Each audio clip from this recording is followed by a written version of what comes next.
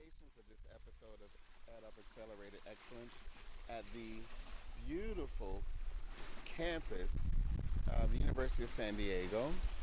And we're standing in front of the School of Leadership and Educational Sciences with a wonderful fountain. So California. And we're with the Dean, Dr. Kimberly A. White-Smith. Can you tell us a bit about the origins of the university and SOLS, or the School of Leadership and Educational Sciences? Sure. So our university is celebrating its 75th year. Our 75th anniversary is this year, with our theme as lighting the way forward. I love that. Isn't that beautiful? And so really the work is around how do we develop models of excellence, right, to be kind of that North Star, that shining light for our community and for the other folks that we collaborate and work with. We're standing here in SOLS, the School of Leadership and Education Sciences. The building is only about 16 years old. That's when the actual official name and acronym came into being about 16 years ago. And this building is called Mother Rosalie Hill Hall. And Mother Rosalie Hill is the founder of the Women's College, which was a teacher's college here that made up the initial part of what we now know as the University of San Diego, which was in partnership with the College of Men that trained lawyers. So we have the College of Women, who trained educators, and the College of Men, who trained lawyers, actually came together to build and grow the University of San Diego 75 years ago. So the University of San Diego, as part of its origin story, is built on the work of education as a profession. Absolutely.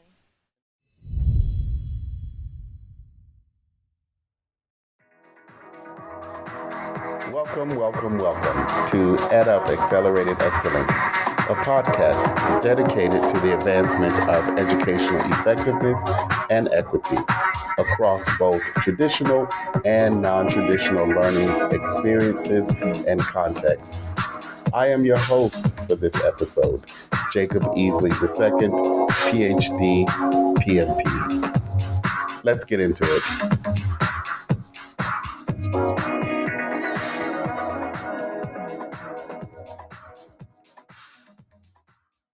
Experts from the fields of education, health, internet, marketing, and CXO are welcome to take part in the 2025 2.0 conference in Las Vegas, Nevada, March 4th through 6th. Reserve your space today and receive a 10% discount courtesy of EdUp Accelerated Excellence with the code EdUp10OFF. That's EdUp10OFF. Learn more and register online at www.the2conf.com. That's the2conf.com with the code EdUp10OFF.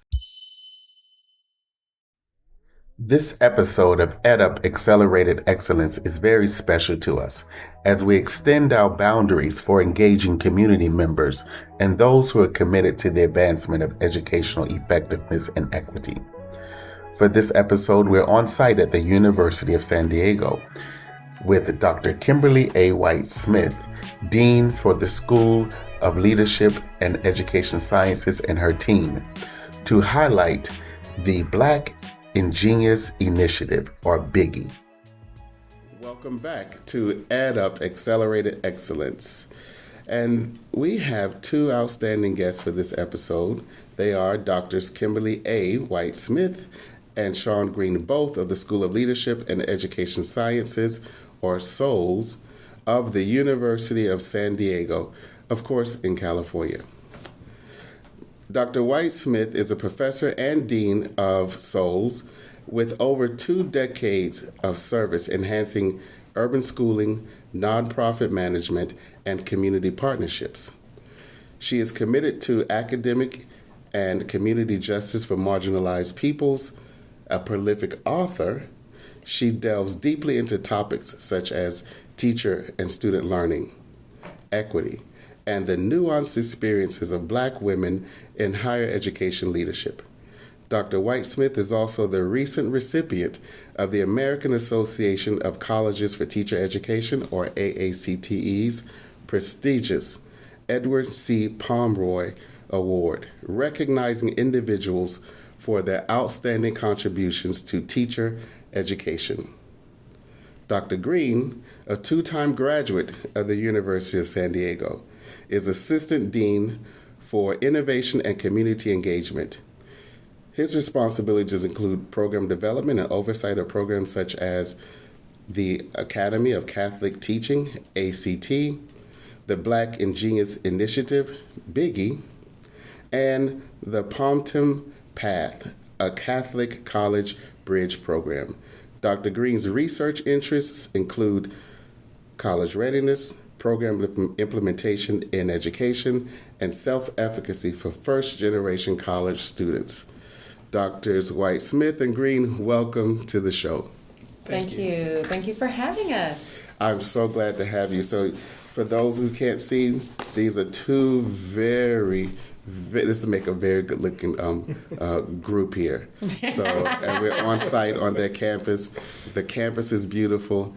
This is really a beautiful place. If you've not thought about the University of San Diego or engaging with the School of Leadership and Educational Sciences, come. All the staff have been amazing. But let's get into this. Dr. Green, as a two-time graduate of the University of San Diego and now the Assistant Dean of Souls, what has your equity experience been on this campus? Oof. Came out right out of the gate, huh? Mm-hmm. Hard hitting. So my equity experience on this campus. I think about a lot of different things. One is that when I first started here a very long time ago, I'm not going to date myself, but I had a lot of good mentors who were equity-minded and made sure that they helped connect me to the resources and the programs and the people on campus who could really assist with my own education and with the groups that I was affiliated with. From there, as I continued to grow and advance in my education, and then now to becoming an assistant dean, honestly, it all sums up with the dean now. I mean, my equity experience continues to be shaped, but really, I have a really good North Star. I mean, not to, just brag about the lady sitting next to me, but she's a great North Star for what equity should look like in a higher educational institution, specifically in this education school. Oh, that's brilliant. How has your experience with equity informed your drive to maintain your affiliation with the organization? So to have graduated twice and to stay connected to this particular place? That's a great question. Thank you for the follow-up, too. Honestly, that's the easiest one for me to answer, and that is that I'm a big believer of when you end up in a place, so when you start someplace, whether it's I enter into someone's home or enter into someone's institution, I try to make sure that I leave it a better situation than when I arrived. Mm-hmm. And when I got here, I felt like this was a good place for me. I felt like this was good, opportunity, good education, all that kind of stuff. But I think it's fair for me to say that over the past 10, 15, 20 years, it's been a goal to make sure that we continue to move towards what equity actually looks like in education. So for me, that experience has been, I need to continue to advance forward towards true equity here. So those early years sparked, I guess, some type of initiated this desire, and then the university and the work that you're seeing that is manifested through leadership on campus continues to fulfill that sort of desire. Yeah, and I would also to add contribute. To it, yes, and I would also add to it somewhat of a calling of, okay, so this is where I'm at and this is where I think we need to be. And then seeing these kinds of changes and seeing these kinds of advancements have been encouraging. I like the idea of a calling, and we're going to get into some of your equity work in just a bit. So Dr. White-Smith, I know a bit about you and your childhood, and you and I have served on professional boards together and published together, but I have never asked you this question. Either as a child or an adult, what experience has most significantly shaped your commitment to educational justice and equity? So, as my friend, you know that I grew up in the foster care system. I had wonderful foster parents, DC and Cleopatra White, who took myself and my brother, Prince Charles Willis, into their home. And I think seeing my mom advocate for my brother, because when we started school, the social worker labeled Prince uneducable and actually put that in writing on his chart. And so because we were foster kids, and my mom formally adopted me over time, but it was challenging to do that for Prince because of additional supports that were needed to transition him. She didn't have the power to compel the courts and the school system to change the label. And so they refused to remove him from courses where he was only being taught life skills and had absolutely no access to the academic curriculum. And so she pulled us out of public school and put us, funny enough, into Catholic school. So we were Catholic school educated, 1st through 12th grade. And our elementary school was in Gardena, California. And we were taught by a group of nuns who were from Hawaii. So our teachers were brown, like we are. And so they participated in culturally relevant practices. They would sing songs, they would dance with us, and it really connected us to what was familiar to us from our home life and the way we learned. And I remember graduating from 8th grade, and I was valedictorian of the class, feeling that I was smart. Oh, I love that. So through my elementary school experience, my mother didn't even explain or carry over our records from public school. We just started clean slate. And Prince was treated as any other kid was treated. And he ended up graduating from Sarah High School in Gardena also with average grades. He went on to, be an entrepreneur. He worked various jobs, became a father, and he became a grandfather. And I lost him last week. But he, talking about North Stars, has always been my North Star. What it means to experience neurodiversity and not being recognized for the genius that is within you, and how we as parents, as educators, as citizens need to advocate for all children to have access to academic curriculum and to be able to recognize within each child their own brilliance. In blessed memory. Thank you. That's very powerful. So I'm going to go back to something that Sean mentioned was a calling. I'm not saying that this was necessarily a calling, but it reminds me of my nephew who in kindergarten, his cousin was also in the same class with him, but had gotten in trouble with the teacher. And so as the teacher was vocalizing her disapproval, he was disturbed by her approach. And he says, "Leave him alone. He's only a kid."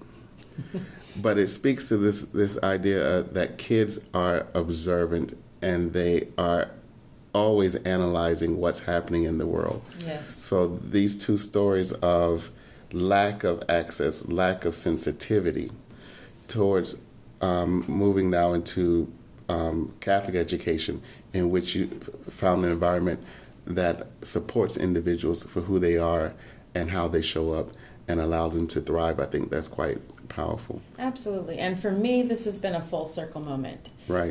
Coming back to the University of San Diego, which is a Catholic institution, and recognizing, the mission of the institution and this heart-centered connection to our work has really been motivating. And it's really caused me to reflect on, how my Catholic education and upbringing really, in a lot of ways, saved us. And so I appreciate the university's commitment to social equity. It's in our mission statement, it's in our vision statement, it's in our goals. This idea of compassionate service is very clear. We're also an emerging Hispanic serving institution, and I really appreciate the way that our institution has really leaned into that. They have not ignored it and just let it happen. They've recognized that our numbers were increasing, and that we need to be proactive in recruiting more folks that look like the community in which we serve, that we need to start adjusting the types of supports that we have on campus for our students, that we need to increase access to mental health services for neurodivergent learners. And so it really, for me, feels like a fit in some place where all of my experience has come to bear on this particular moment. Right, sort of full circle in some ways, but you have a lot more growth and runway on that circle. So, but I like this idea. A spiral. Oh, that's true. So, the School of Leadership and Educational Sciences, or SOLS, is described as a vibrant and vision-driven collective rooted in social justice, led by compassion, inspired by curiosity, and drive by a shared vision. How would you describe the conditions or processes for such an effect? Well, so I'm celebrating the end of my second year and really kind of dancing into my third year, because I feel in the last couple of years we've been able to accomplish a lot. It's great because we had a strong foundation to build on. The folks here have been doing this work far, before I ever thought of coming here. So having that strong foundation made it really possible for us to kind of ramp up our thoughts on what it means to develop or to be of service to the community, I would say. And so when I got here, one of the first things we did, because everybody does, let's do a strategic plan. Right. What we did was have what we call dreaming and learning groups. And so for us, it's not a strategic plan. For us, it's what are the ways we can dream big about how to engage in this work? And then what are the things that we need to learn about our past, about our present, and what we need to do in order to develop a more sustainable future? And so those dreaming and learning groups, we engaged with alumni, with current students, with faculty, with staff, and administrators. And really, it gave me a sense of the historical retrospective of the work that has been done here to build souls, but also it gave me this idea of not enough people know about the work that we're doing. Right. I kept hearing, wow, Souls is this best kept secret in California, best kept secret in the West Coast, best kept secret in the nation, right? And so I was like, well, a lot of more people need to know about us and our work. So. Well, that's why we have you here on the podcast as well. So we're going to let the secret out of the bag, that which you can share with us. So, Sean, same question. So for you, what has been the experience to achieve the effect of that description? Yeah, so I'm actually going to focus on something the dean said too, because I think it's she did a great job of explaining it, but I feel like we can go a little bit deeper as far as like how it fits the mold. When through leadership, like I've learned a lot of different things, but there's basically, as the dean mentioned, there's like two things you can do when you come in. You can do the strategic plan, or you can do kind of a listening tour. You kind of go around office to office, kind of listen. And one of the things that I thought was really, really smart about the dreaming and learning was it was a listening tour combined with a collective plan. So it took from the community, from the students, from the faculty, from everyone, that's the listening portion, and helped to develop a plan that we all agreed on we should move forward with. So it was strategic, but it was strategic in like this organic collective, you know, so it really embodied kind of what you're talking about, Right. what Souls is, you know, and it, to me, it's a really good reflection on like what it's like to be here and what it is we are trying to do as we move forward. And I'm sure there had been an opportunity too, as folks were coming together, even within the same unit of an organization, that now, as you mentioned, learning, Sean used that word, you're now learning about other, I would say, aspects of the organization in which you work in every day, but probably hadn't recognized fully, or perhaps haven't even heard of. Yeah, or even had heard from the other group. You know, so as whether if you were faculty, maybe you didn't hear from the community member or the alumni, Right. or leadership and vice versa. And it helped to really tie together a lot of things I think we knew, you know what I mean, or kind of the best kept secret, but instead kind of made it more of a discussion. This isn't a secret. This is a discussion now. This is a conversation. And now we need to shout about what we're doing and move forward and really build upon this foundation. So can you describe the Black InGenius Initiative, or Biggie, initiative or operation for us, and how did it come to be? I can begin that, and then I think Dr. Green can share a little bit about how we've operationalized that dream. So this started out as a conversation. When I came to San Diego, everyone shared with me that I needed to meet this particular woman, Pamela Gray Payton, who is a vice president at the San Diego Foundation.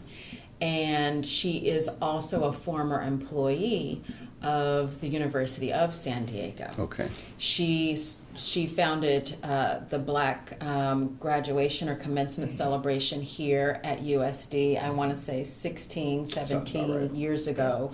And so she has really been a part of the San Diego kind of grassroots community advocacy movement that has been happening here organically. And then when she moved to the San Diego Foundation, I want to say around 2020, she really has been doing a lot of good work in the philanthropic space, Okay. but really getting nonprofits and funders to think more strategically about how to support larger swaths of the community and help kind of build better bridges with the community. And so I looked her up and saw that her work was really phenomenal and decided to meet with her, not to ask for money, but to see how I could be down.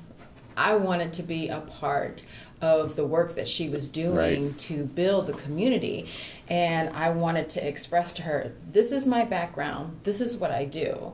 You know, my work is around uplifting marginalized communities. And so what can I do now that I'm here in San Diego, now that, you know, I'm a part of Souls, which not only has teacher preparation, multiple subject, single subject, as well as bilingual education.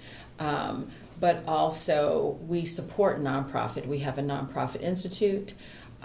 We have degrees in nonprofit management, as well as PK-12 leadership, and then mental health services as well, with Right. an MFT program and counseling. So we kind of have this 360 degree of potential resources for the community, in addition to my background and expertise. So how can we leverage this to support the work that she's doing?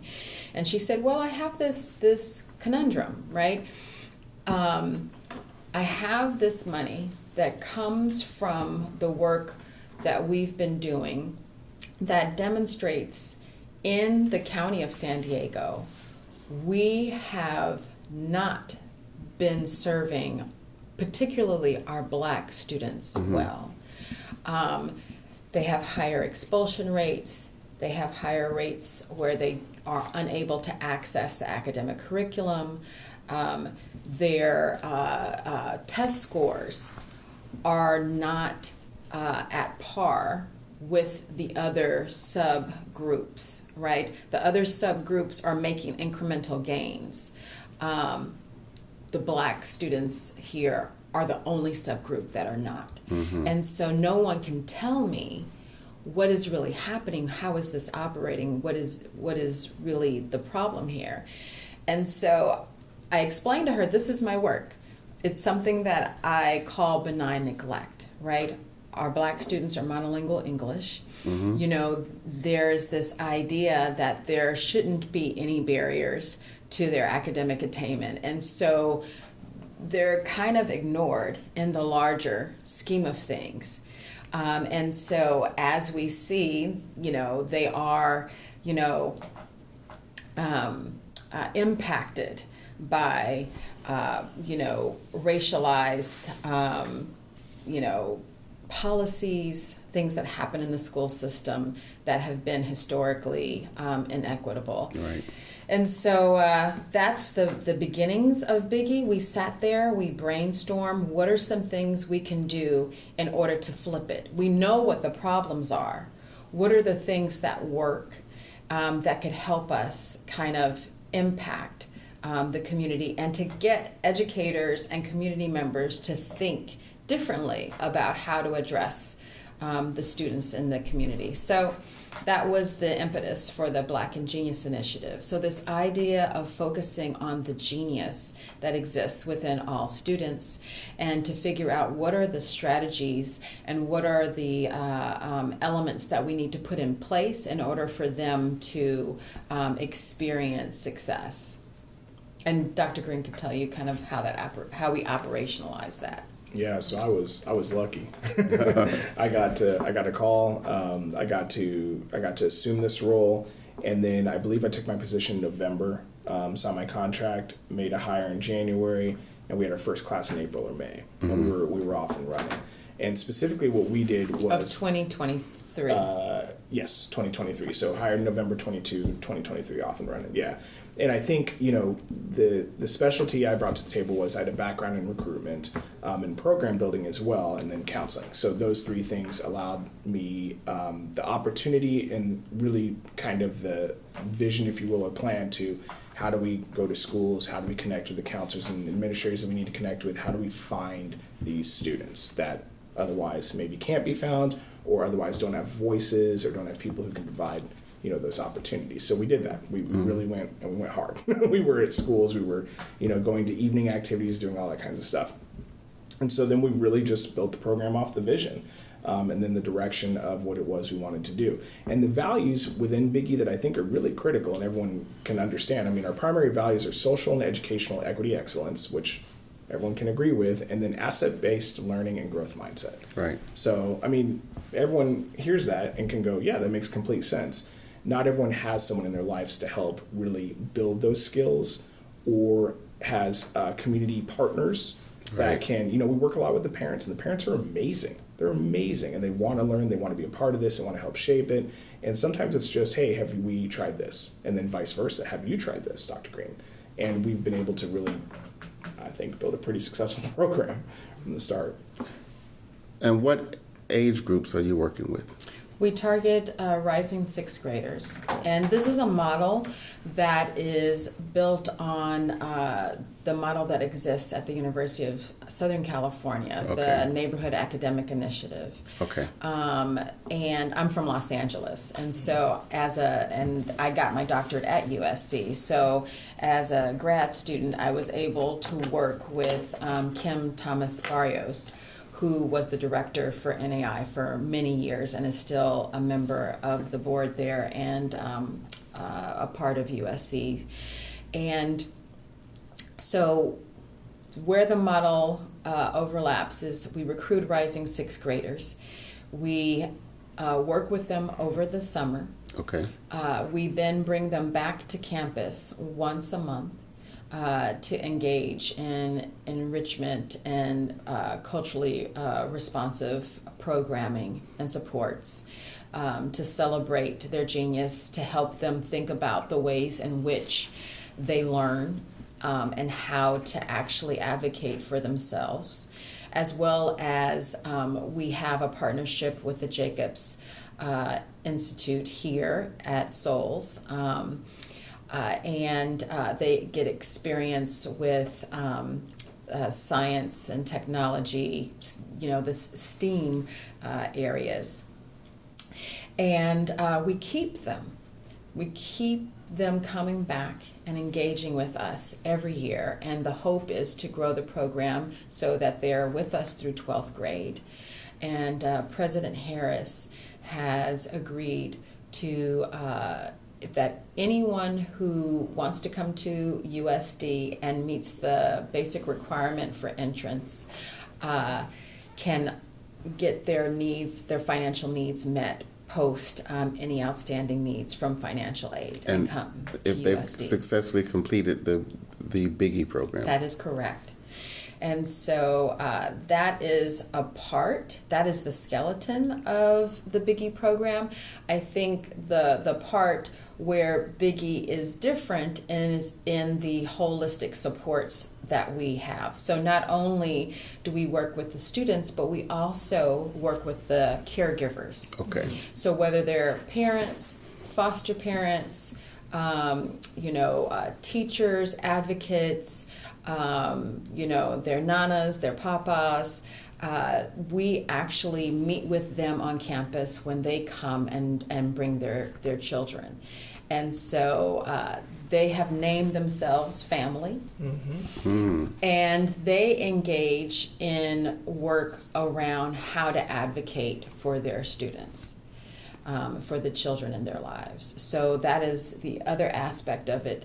And then the final prong in our approach is that we don't want there to be a disconnect between what the Biggie students experience on campus and what they experience when they go back into their schools. Okay. We are trying to build a bridge between the academic supports and success that they experience here with us and what they experience at school.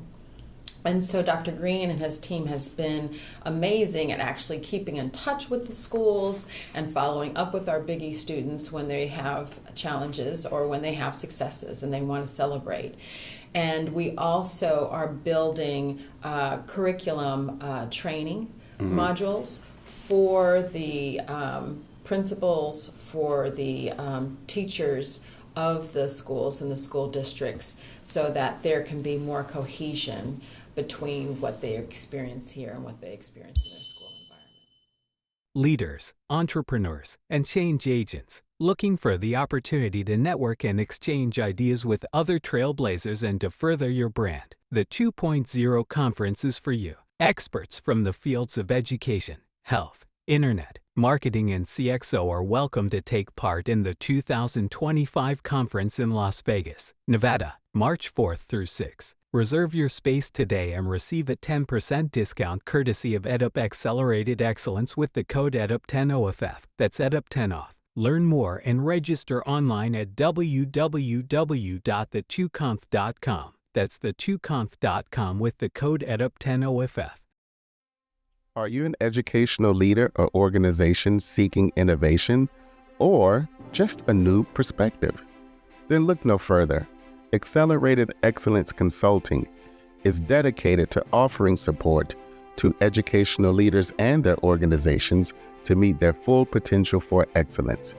Services include strategic planning and problem solving, continuous improvement expertise in areas such as assessment and accreditation, and professional development, empowering leaders, individuals, and groups for personal growth for organizational excellence. To learn more, find us online at xeconsulting.org. That's xeconsulting.org. Have you thought about a cohort in which teachers and principals, Biggie 2, come to campus? So you're creating curriculum, but how do they necessarily engage with the faculty and staff associated, and even parents, caregivers associated with the program? Yeah, so we've brainstormed a ton of different ideas. I mean, it's like a think tank down there. How many times we're thinking about kind of different things. The reason I pulled out my phone to one of the dean's points I wanted to share was as far as how we're integrated into the schools and how the schools are responding. Today's a big day for 8th grade promotion. So Okay. I came here straight from my daughter's promotion, and I got a text from a community member whose child was also at 8th, or I think it was 6th grade promotion for them.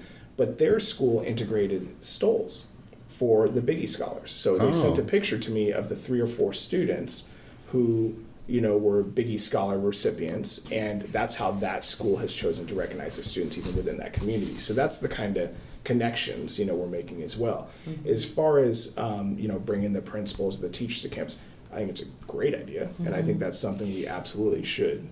One of the things that we are developing, or in the process of developing right now, we recently hired Dr. Nikki Elliott, who formerly was the director of the Center for Neurodiversity, Learning and Wellness at the University of Laverne. She is in the process of building here at the University of San Diego a Center for Embodied Equity and Neurodiversity. Okay. And so through the work that she does with superintendents, principals, and teachers, this idea of equity being a part of our experience and being embodied in the ways in which we work with kids to control their nervous system, but also this idea that it is something we need to do with the adults in the building. Is something that she has developed and is in the process of sharing with us at USD. And I see us using that and integrating it with the work of Biggie. Well, that sounds amazing. Of course, it sounds like a future episode. Yes. So, but what have you learned so far that may inform greater equity for the community served, or the Biggie community? So what are you learning about equity that may translate into the next phase of this program? If I may, yeah. Mm-hmm. So the biggest piece, I know the dean knows this because I love to talk about it, it's the caregiver piece. Okay. The caregiver piece is really interesting and really unique. And specifically from the equity lens, we know there's been a lot of programs for students, some successful, some not successful, for students who look like us all throughout the country. What I'm not finding, and what I haven't seen as much, is that program for the caregivers, or including the caregivers in a way that makes them truly a part of the program, not being talked to, not being lectured to, but you are a part of this living, breathing organism, which makes all of us feel equitable, like you are equal to what it is we're doing and helping with your students throughout this process and this journey. So I think that's really a big important piece. So we know that equity work in any context can be challenging. How have you fortified yourselves personally and professionally in doing equity work? This is a really important question because many of us are drawn to our profession because we ourselves experience some form of trauma at some point in our lives. And we are doing the work because we are trying to make sure that future generations of folks or people who are like us don't experience the same level of hurt and frustration that we have in our lives. And what we tend to not do is attend to the trauma or the embodied traumatic experiences that we have endured. Right.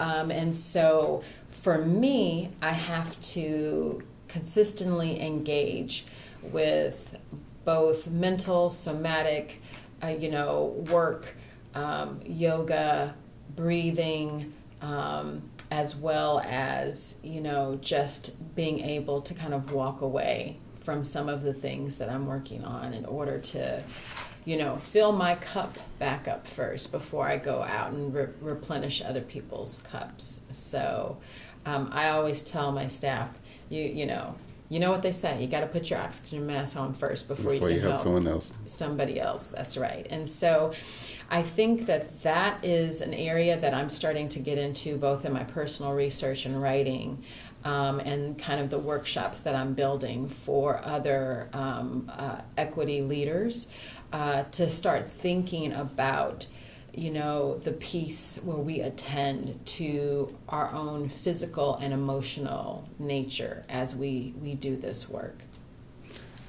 And perhaps, how do you fortify yourself professionally? I engage with other amazing individuals like my brother here, Dr. Easley, my sister that's at Temple University, Dr.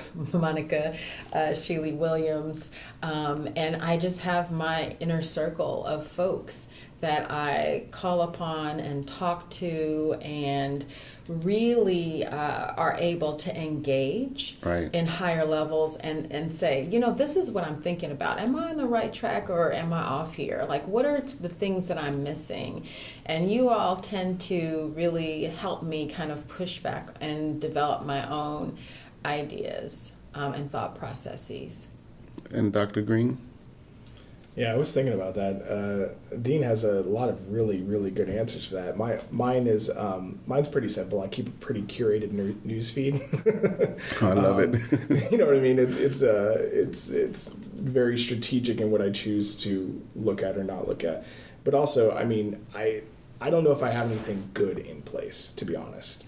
I tend to be a person, I've shared this, I wake up possessed to do the work. I'm really excited that I get to do this and I get to be a part of change. And I'm always nervous to kind of tamp that down. You know what I mean? And so the way I kind of tamp that down is just making sure I'm not consuming the wrong news to make me more fired up or anything like that. Okay. As far as professional networking, it's the same kind of thing. I do a lot of listening and I pay attention to the people that I know are authentic and doing things for the right reasons, and I listen intensely to them. I would say that's kind of my strategy. Well, both of those are very important. I think the idea is finding what works for you, and like I mentioned earlier, I think the context is always so different. And even as you mentioned, Dr. White-Smith, perhaps some of those traumas that we may have experienced in our own past also shape in some ways how we focus on not the work, but it could in some ways focus on how we care or don't take care of ourselves, care for and or don't take care of ourselves. I also think that it has the potential to really impact the grace that we give others. When we kind of power through and don't attend to our own personal needs, I feel we end up extending less grace to others as we go about this work, because you're thinking, well, I did X, Y, and Z, so why are you not getting this? I think it's really important for us to be successful and empathetic leaders. We have to give ourselves grace in order to be able to engage in graceful communication and caring communication with the people that we work with. I recently saw Patti LaBelle in concert, and she kept using this phrase. She said, "Take your time, Patti," which means be good and be gentle to yourself. And that was my interpretation from it. So I find now whenever I find myself in a sense of slight panic because either I'm feeling overwhelmed or I feel I'm behind on a project, then I would say, take your time, Patti, take your time. Amen. Accelerated Excellence, a consultancy dedicated to providing value-added services to professionals from P-12 and higher education communities to meet their aims for success through strategic planning, continuous improvement, and professional development, salutes EdUp Accelerated Excellence for a first season of podcast episodes that advance educational effectiveness and equity. We now return to our on-location programming with Drs. Kimberly A. White-Smith and Sean Green to explore how the context of equity work has changed in the state of California over the years. So for each of you, how has educational equity work in California changed throughout your careers?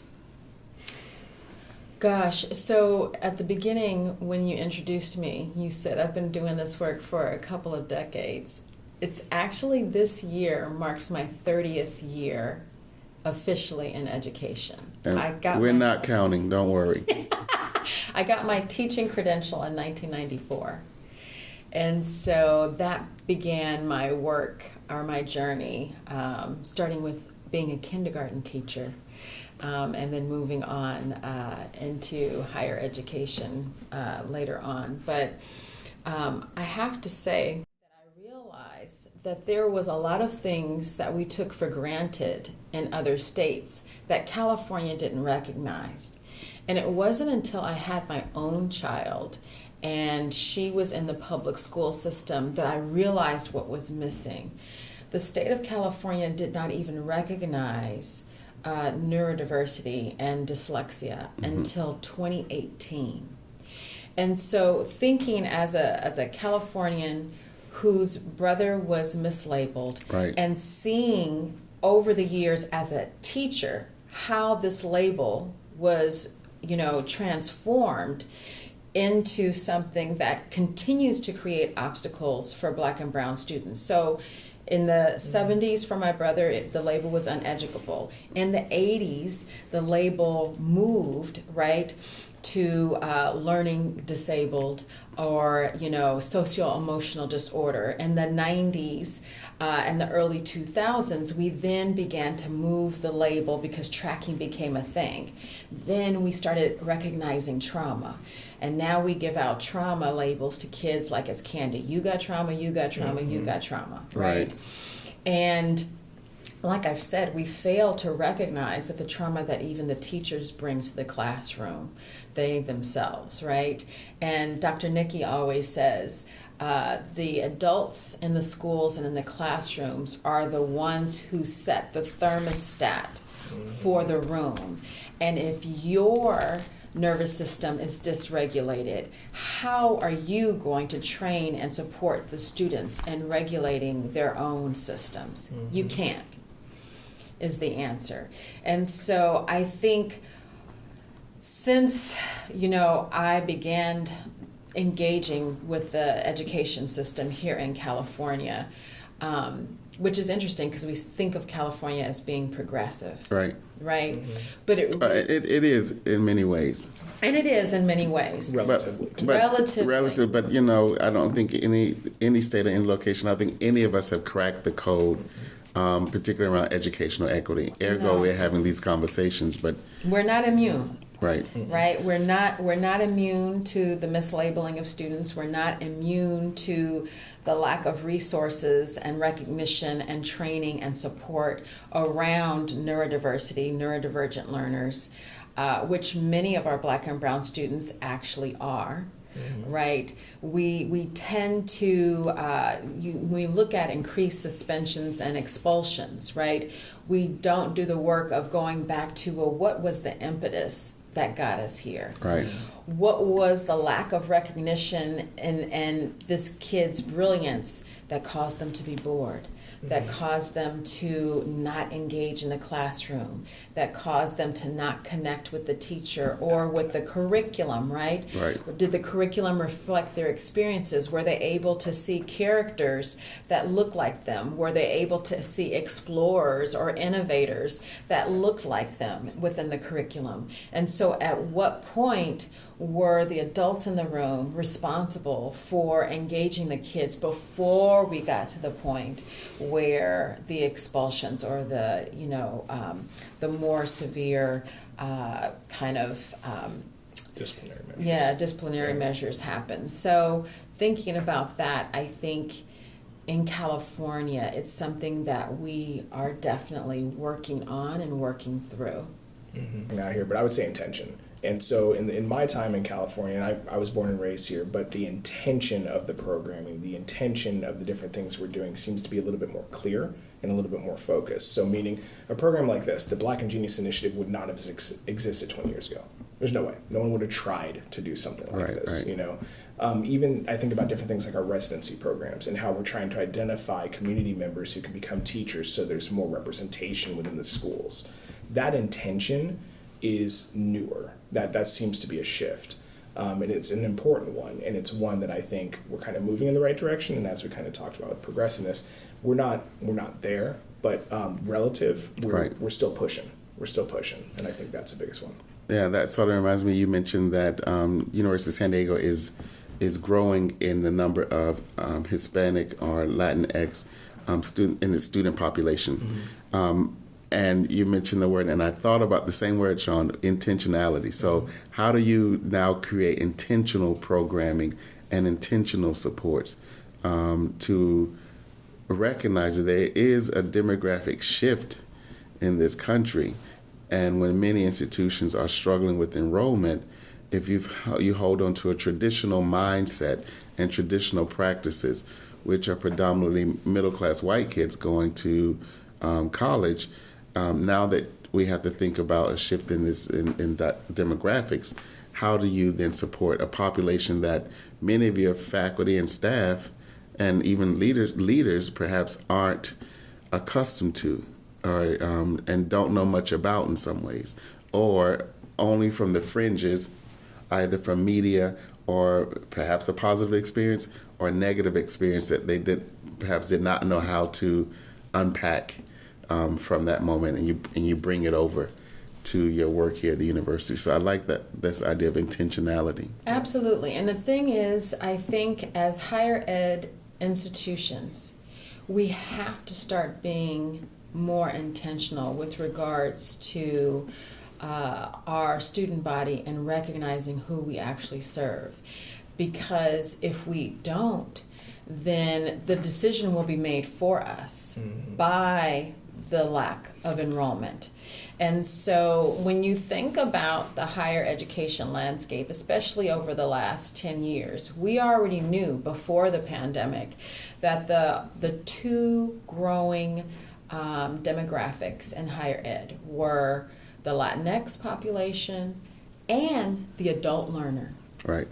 And so in thinking about both of those particular demographics, so most of whom will probably be first generation college going. When you think about the adult learner, these are folks who have lives, full lives, might have families, right, might have full-time jobs, and need to go back to school to be reskilled or to retool themselves so that they can create a new or different type of career path. Perhaps they want to be exemplars in their family for future generations. And so those demographics require different types of supports. Correct. Different types of andragogical skills in the curriculum development for faculty, for staff, for administration. And so I think that is key, recognizing this. If you like what you've heard so far, Dr. Kimberly A. White-Smith explains how community members may engage with the University of San Diego or its School of Leadership and Education Sciences.